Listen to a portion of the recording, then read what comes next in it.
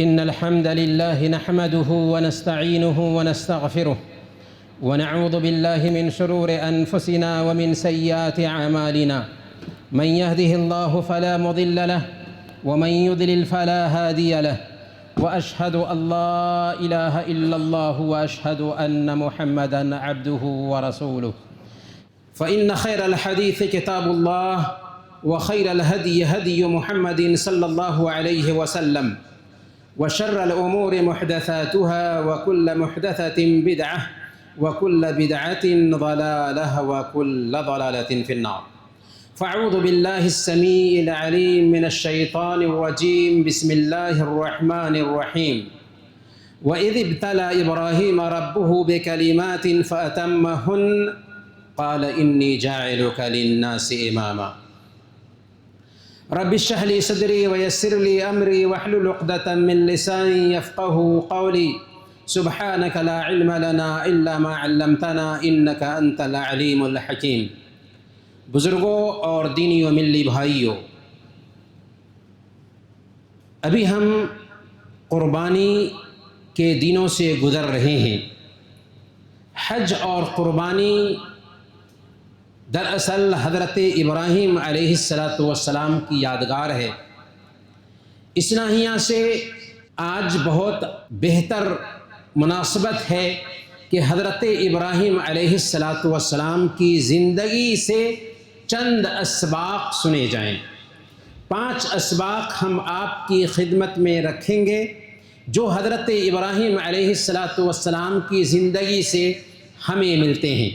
سب سے پہلے نمبر پر حضرت ابراہیم علیہ السلام کی زندگی سے سبق یہ ملتا ہے کہ اسلام کوئی نیا مذہب نہیں جسے محمد صلی اللہ علیہ وسلم لے کر کے آئے ہوں۔ اگر اسلام آج سے 1450 سال پہلے آنے والا دین ہوتا تو اس میں حج کی یادگار ابراہیم علیہ السلام سے تعلق نہ رکھتی، قربانی کی یادگار ابراہیم علیہ السلام سے تعلق نہ رکھتی، خانہ کعبہ کی یادگار ابراہیم علیہ السلام سے تعلق نہ رکھتی، صفا اور مروہ کی یادگار ابراہیم علیہ السلام سے تعلق نہ رکھتی، مقام ابراہیم کی یادگار ابراہیم علیہ السلام سے تعلق نہ رکھتی۔ تو اس سے پتہ یہ چلا کہ اسلام اسی وقت سے ہے جس وقت سے اس دھرتی پر انسان ہے۔ پہلے انسان آدم علیہ السلام اس دھرتی پر بسائے گئے، وہ پہلے انسان بھی تھے اور اسلام کے پہلے نبی بھی تھے۔ گویا کہ اسلام حضرت آدم علیہ السلام کے زمانے سے ہی اس دھرتی پر ہے۔ البتہ آخری نبی محمد الرسول اللہ صلی اللہ علیہ وسلم کے ذریعہ اللہ رب العالمین نے ساری انسانیت کے لیے آخری پیغام بھیجا۔ جب اپنی پوری جوانی پہ آ گئی دنیا، جہاں کے واسطے ایک آخری پیام آیا۔ پہلے جو پیغام آتا تھا قوموں کے لیے ہوتا تھا، قبیلوں کے لیے ہوتا تھا، خاص جگہوں کے لیے ہوتا تھا، لیکن جب اللہ رب العالمین نے پیارے نبی صلی اللہ علیہ وسلم کے ذریعہ جو پیغام بھیجا تو یہ کسی خاص قبیلے کے لیے نہیں رہا، کسی خاص جگہ کے لیے نہیں رہا، کسی خاص کمیونٹی کے لیے نہیں رہا، بلکہ سارے جنات اور انسان کے لیے قیامت کے دن تک نجات کا سامان رکھتا ہے۔ دوسرا سبق ابراہیم علیہ السلام کی زندگی سے ہمیں یہ ملتا ہے کہ اسلام نسبت کا نام نہیں ہے، اسلام خاندانی نسبت کا نام نہیں ہے۔ ایک غیر مسلم، چاہے وہ یہودی ہو، عیسائی ہو، مجوسی ہو، سکھ ہو، کسی بھی مذہب کا ماننے والا ہو، اس سے دھرم میں پیدا ہوتا ہے اور اس دھرم سے نسبت رکھتا ہے تو بہرحال وہ اس دھرم کا مانا جائے گا۔ لیکن اسلام پہ کوئی پیدا ہوا اور اسلام کی طرف محض نسبت رکھے تو وہ مسلمان نہیں مانا جائے گا، اگرچہ ہزاروں بار قسم کھا کر کے ایک انسان کہتا ہو کہ میں مسلمان ہوں، لیکن اللہ کی نظر میں وہ مسلمان نہیں مانا جائے گا، کیونکہ اسلام زمین اور جائیداد کے جیسے تقسیم ہونے والی چیز نہیں ہے، وراثت میں منتقل ہونے والی چیز نہیں ہے، بلکہ اسے اپنایا جاتا ہے، اسے زندگی میں اتارا جاتا ہے۔ Islam is by choice not by chance, کوئی اتفاقی طور پر مسلمان نہیں بنتا، بلکہ اسلام کو جو اپنائے گا وہی مسلمان ہوگا، جو نہیں اپنائے گا چاہے کسی امام کے گھر میں ہی کیوں نہ پیدا ہوا ہو، اس کی کوئی حیثیت نہیں اللہ رب العالمین کی نظر میں۔ ابراہیم علیہ السلام کو دیکھیے، جو موحدین کے امام ہیں، ابراہیم علیہ السلام کے بعد جتنے بھی انبیاء آتے ہیں سب کے سب ابراہیم علیہ السلام کی نسل سے ہی آتے ہیں، لیکن ابراہیم علیہ السلام پیدا کس گھر میں ہوتے ہیں؟ پروہت کے گھر میں ہوتے ہیں۔ باپ پجاری ہے، کس چیز کا؟ مورتیوں کا پجاری ہے، مورتیاں بناتا ہے، مورتیاں بیچتا ہے، مورتیوں کی پوجا کرتا ہے۔ ایسے گھر میں ابراہیم علیہ السلام نے آنکھیں کھولی تھی، لیکن اللہ رب العالمین کی توحید کی طرف دعوت دینے والے بنتے ہیں، موحدین کے پیشوا اور امام بنتے ہیں۔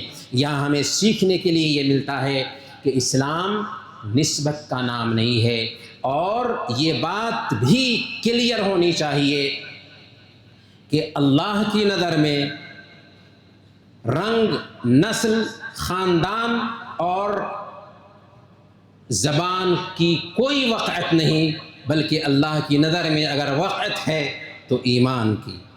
ان اکرمکم عند اللہ اتقاکم، تم میں سب سے بہتر وہ ہے جو اللہ کی نظر میں اللہ کا سب سے زیادہ ڈر رکھنے والا ہو۔ تم میں اللہ کی نظر میں سب سے بہتر وہ ہے جو اللہ کا سب سے زیادہ ڈر رکھنے والا ہو۔ تو گویا کہ اسلام نسبت کا نام نہیں ہے، خاندانی نسبت سے کوئی آدمی مسلمان نہیں بنتا، بلکہ اسلام کو اپنایا جاتا ہے، اسلام کو زندگی میں لاگو کیا جاتا ہے۔ اگر ہم نے اسلامی تعلیمات کو اپنی زندگی میں اتارا ہے تو ہم مسلمان ہیں، اگر ہم نے اسلامی تعلیمات کو اپنی زندگی میں نہیں اتارا تو اللہ کے پاس ہم مسلمان نہیں ہیں، اگرچہ لوگ ہمیں مسلمان سمجھتے رہیں۔ تیسرا سبق حضرت ابراہیم علیہ السلام کی زندگی سے یہ ملتا ہے کہ عقیدے سے سمجھوتا کرنا ایک مومن کی شان نہیں۔ حضرت ابراہیم علیہ السلام نے پروہت گھرانے میں آنکھیں کھولی تھی، باپ پروہت تھا۔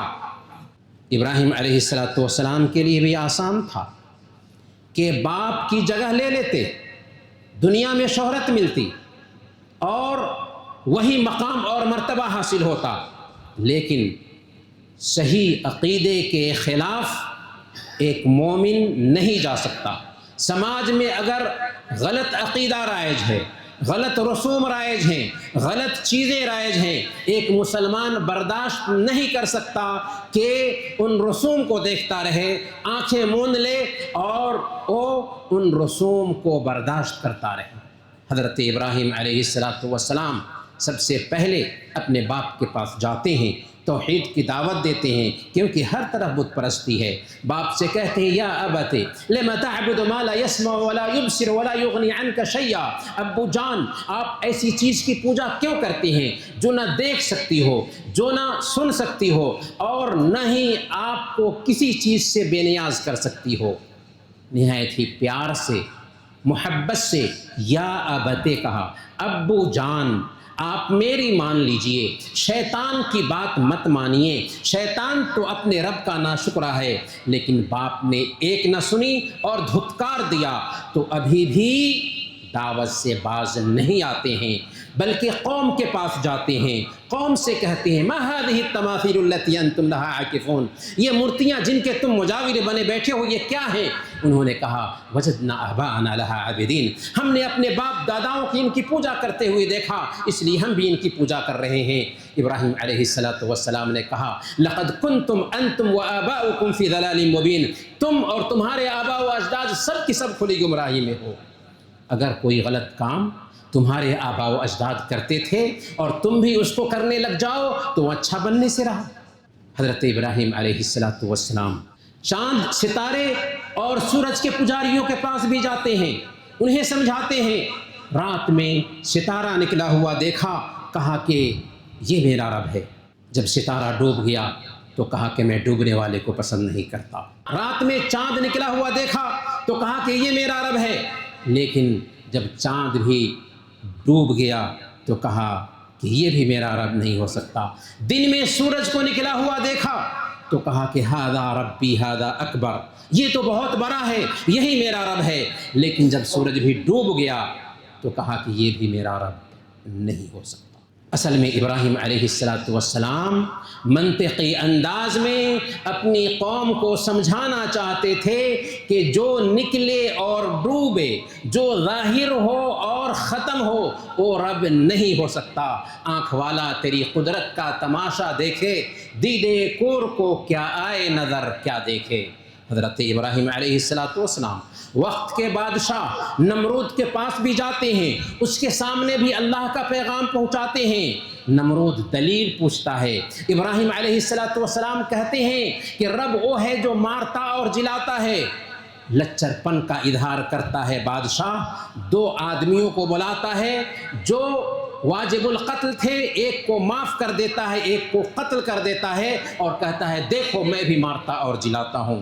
ابراہیم علیہ السلام نے بادشاہ کی کن ذہنی دیکھی تو اس کی دلیل کا تجزیہ نہیں کیا، بلکہ کلیئر دلیل دے دی۔ کہا ربی الذی یأتی بالشمس من المشرق فأت بها من المغرب، میرا رب وہ ہے جو سورج کو پورب سے نکالتا ہے تو پچھم سے نکال دے۔ فبہت الذی کفر، بادشاہ بغلیں جھانکتا رہ گیا۔ اس سے پتہ یہ چلتا ہے کہ ایک مومن جس سماج میں ہوتا ہے وہ غلط عقیدے سے سمجھوتا نہیں کر سکتا، سماج سدھار کے لیے کام کرتا ہے۔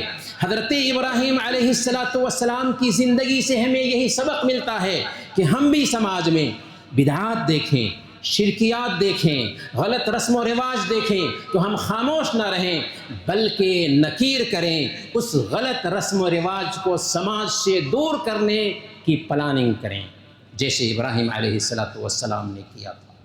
ابراہیم علیہ السلام کی زندگی سے چوتھا سبق یہ ملتا ہے کہ جتنا ایمان مضبوط ہوگا اسی کے حساب سے آزمائش ہوگی۔ ایمان مضبوط ہے تو آزمائش بھی سخت ہوگی۔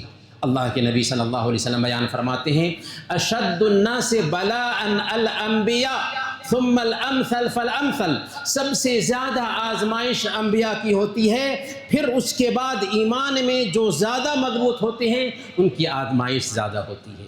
آج کچھ آزمائش ہوتی ہے تو ہم فوراً اناپ شناپ بکنے لگ جاتے ہیں، گلے شکوے کرنے لگ جاتے ہیں، لیکن یہ بات نوٹ کر کے رکھیے کہ جس کے پاس جتنا ایمان ہوتا ہے اسی کے حساب سے اس کی آزمائش ہوتی ہے، اور جس کی آزمائش ہوتی ہے یہ آزمائش وقتی ہوتی ہے، ایک وقت آتا ہے کہ اسی آزمائش کے نتیجے میں اس کو بلندی حاصل ہوتی ہے۔ حضرت ابراہیم علیہ السلام کی زندگی میں ہی دیکھیے، حضرت ابراہیم علیہ السلام کو دہکتی ہوئی آگ میں ڈال دیا جاتا ہے، لیکن آگ گلے گلزار بن جاتی ہے۔ حضرت ابراہیم علیہ السلام کو گھر سے نکال دیا جاتا ہے، لیکن جہاں جاتے ہیں ایک تہذیب قائم کرتے ہیں۔ حضرت ابراہیم علیہ السلام دین کی خدمت کے لیے پورے طور پر وقف ہیں، لیکن بڑھاپے کی عمر کو پہنچ چکے ہیں، اولاد کی نعمت سے محروم ہیں، لیکن پھر اللہ رب العالمین اولاد کی نعمت سے بھی مالا مال کرتا ہے۔ حضرت ابراہیم علیہ السلام جب اپنی بیوی سارہ علیہ السلام کے ساتھ جاتے ہیں مصر میں، تو وہاں کا ظالم بادشاہ آپ کی عزت پر حملہ کرنے کی کوشش کرتا ہے، لیکن وہاں بھی حضرت سارہ علیہ السلام کی عزت محفوظ ہوتی ہے، اور اس کے ساتھ ساتھ ہاجرہ خدمت کے لیے آ جاتی ہے۔ حضرت ابراہیم علیہ السلام کو جب اس بڑھاپے کی عمر میں اولاد سے نوازا جاتا ہے تو حکم دیا جاتا ہے کہ ننھے اسماعیل اور بیوی ہاجرہ کو بے آب و گیاہ سرزمین میں بسا آئیے۔ بسا آتے ہیں، لیکن وہاں پر بھی اللہ رب العالمین ننھے اسماعیل اور ہاجرہ علیہ السلام کی حفاظت فرماتا ہے، اور زمزم کا پانی جاری کر دیتا ہے، جو آج تک دنیا کے پانیوں میں سب سے بہتر پانی ہے، ہر مرض و غرض کے لیے کافی ہے، ماء زمزم لما شرب لہ۔ اور اخیر میں حضرت ابراہیم علیہ السلام کو حکم دیا جاتا ہے کہ اپنے ننھے اسماعیل کو میری رضا کے لیے قربان کیجیے۔ میرے بھائیو، ابراہیم علیہ السلام کوئی فرشتہ نہیں تھے، بلکہ انسان تھے، ہمارے جیسے انسان تھے۔ وہ نبی تھے، لیکن وہ انسان بھی تھے۔ ان کے پاس دل تھا جس میں اولاد کی محبت ہوتی ہے، اور اولاد بھی بڑے چاؤ کے بعد ملی ہے، لیکن حکم دیا جا رہا ہے کہ اسے میری رضا کے لیے قربان کیجیے۔ بغیر تردد کے تیار ہو جاتے ہیں ذبح کرنے کے لیے، اور بچے کے پاس جاتے ہیں، بچے سے کہتے ہیں یا بنی انی اری فی المنام انی اذبحک فانظر ماذا تری، بیٹا میں نے خواب دیکھا ہے کہ تجھے ذبح کر رہا ہوں، تیری کیا رائے ہے؟ انبیاء کا خواب سچا ہوتا ہے۔ آج کے ڈیٹ میں کوئی انسان اپنے بیٹے کو ذبح کرنے جاتا ہے، وہ شیطانی وسوسہ ہوگا۔ انبیاء کا خواب سچا ہوتا ہے۔ اس لیے حضرت ابراہیم علیہ السلام جب بچے کے پاس جاتے ہیں، بچہ سراپا تسلیم بن کر کے کہتا ہے یا ابت افعل ما تؤمر ستجدنی انشاء اللہ من الصابرین۔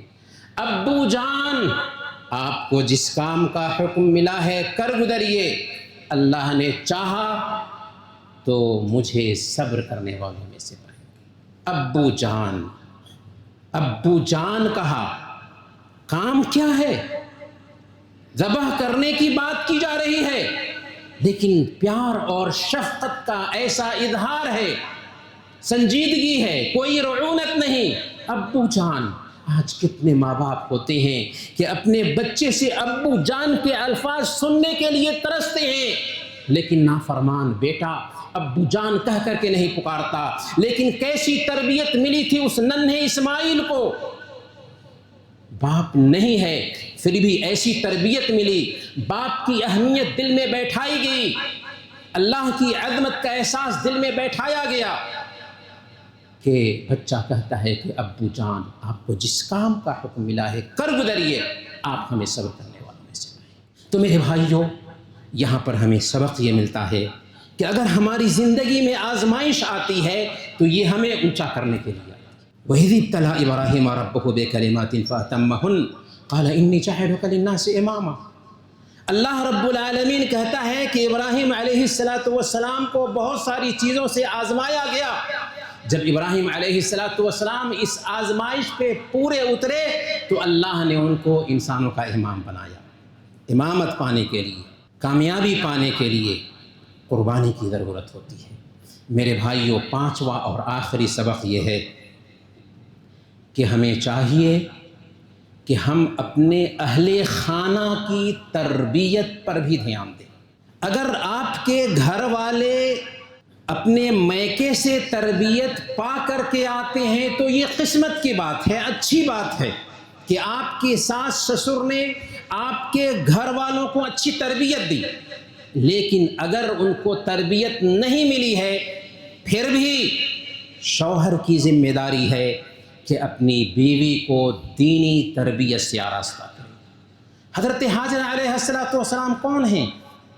ظالم بادشاہ کے پاس تھی، ایمان سے محروم تھیں، لیکن جب حضرت ہاجرہ علیہ الصلاۃ والسلام ابراہیم علیہ الصلاۃ والسلام کے پاس آتی ہیں تو ابراہیم علیہ الصلاۃ والسلام کیسی تربیت دیتے ہیں، کیسے اللہ رب العالمین پر توکل، ایمان اور اللہ سے تعلق بنانے کا عقیدہ بیٹھاتے ہیں ان کے ذہن میں کہ جب حکم ہوتا ہے ننھے اسماعیل اور ہاجرہ علیہ السلام کو بے آب ہو گیا سرزمین میں بسا آئیے، تو لے کر جاتے ہیں، کھجور اور پانی ہے ساتھ میں رکھ دیتے ہیں اور چلتے بنتے ہیں۔ ہاجرہ علیہ السلام پوچھتی ہیں کہ ننھے اسماعیل اور مجھے چھوڑ کر کہاں جا رہے ہیں؟ کچھ جواب نہیں مل رہا ہے، یہاں تک کہ پوچھتی ہیں اللہ امرک بہذا، کیا اللہ تعالیٰ نے آپ کو اس کا حکم دیا ہے؟ تو ابراہیم علیہ السلام سر ہلا کر کے اس بات میں جواب دیتے ہیں۔ تب کیا کہتی ہیں ہاجرہ علیہ السلام؟ اذن لا یضیعونا، اذن لا یضیعونا، اگر اللہ کا حکم ہے تو اللہ ہمیں برباد نہیں کرے گا۔ کیسے حفاظت کرے گا؟ حضرت ہاجرہ علیہ السلام تہذیب و تمدن کی دھرتی مصر میں پرورش پائی تھیں، پھر جا کر کے کچھ دنوں شام میں رہی تھی جو سبز و شاداب علاقہ ہے، لیکن بسائی جا رہی ہیں بے آب و گیا دھرتی پر، اور دودھ پیتا بچہ ہے ساتھ میں، شوہر جا رہا ہے، لیکن جب اللہ کا واسطہ سنتی ہیں تو کہتی ہے کہ اذن لا یضیعنا، جب اللہ کا حکم ہے تو اللہ ہمیں برباد نہیں کرے گا۔ ہمیں وہ دن تو معلوم ہو گئے جس دن حضرت ہاجرہ علیہ السلام ننھے اسماعیل کی پیاس کو دیکھ کر کے تڑپتی ہوئی صفا اور مروہ کے چکر لگائی تھی۔ ہمیں وہ تاریخ بھی پتہ چل گئی جس دن حضرت ہاجرہ علیہ السلام اور ننھے اسماعیل کے لیے زمزم نکلا تھا، لیکن وہ سارے دن جو حضرت ہاجرہ علیہ السلام نے ننھے اسماعیل کے ساتھ کاٹے تھے، کتنے دن تھے پتہ نہیں، کیسے کاٹے۔ وہاں پر ایک معلوم ڈر تھا، درندوں کا ڈر، سانپ بچھو کا ڈر، انسان کی شرارت کا ڈر، اور بھی بہت سارے ڈر، اور ایک موہوب ڈر تھا۔ ایک عورت اکیلے ننھے بچے کے ساتھ ہے، ہم گھر میں ہوتے ہیں، رات کا وقت ہوتا ہے، کھڑکی سے کسی طرح کی کھڑکھڑاہٹ کی آواز آتی ہے تو ہم پریشان ہو جاتے ہیں، لیکن ایک عورت ہے، بے آب و گیا سرزمین میں ہے، وہاں پر کیسے وقت گزر رہا ہے ذرا سوچے۔ لیکن جب اللہ رب العالمین پر ایمان ہوتا ہے، اللہ رب العالمین پر بھروسہ ہوتا ہے تو سارا ڈر دل سے نکل جاتا ہے۔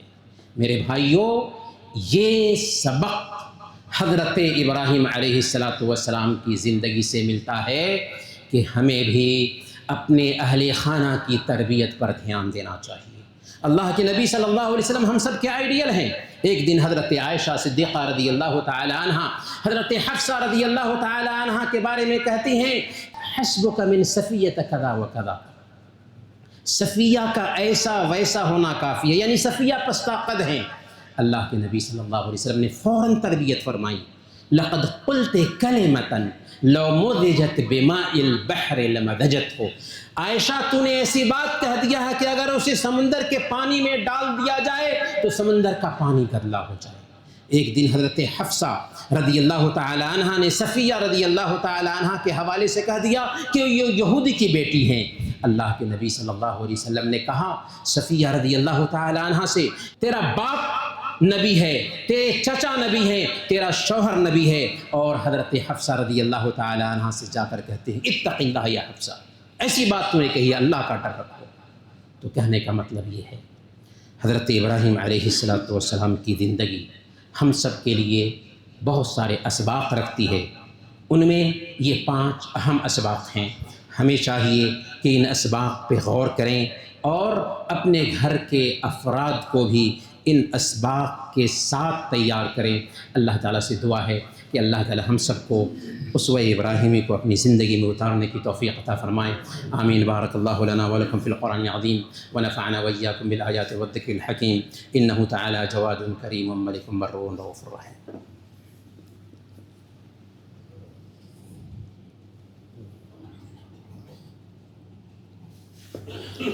इन्नल हम्दुलिल्लाह नहमदुहु व नस्तईनुहु व नस्तगफिरुह व नऊज़ु बिल्लाहि मिन शुरूरि अनफुसिना व मिन सय्यिआति अमालिना मन यहदिहिल्लाहु फला मुदिल्ल लहु व मन युद्लिल फला हादिय लहु व अशहदु अल्ला इलाहा इल्लल्लाह व अशहदु अन्न मुहम्मदन अब्दुहु व रसूलुहु फ़इन्न खैरल हदीस किताबुल्लाह व खैरल हदी हदी मुहम्मदिन सल्लल्लाहु अलैहि वसल्लम व शर्रल उमूरि मुहदसातुहा व कुल्लु मुहदसतिन बिदअह व कुल्लु बिदअतिन ज़लालह व कुल्लु ज़लालतिन फ़िन्नार।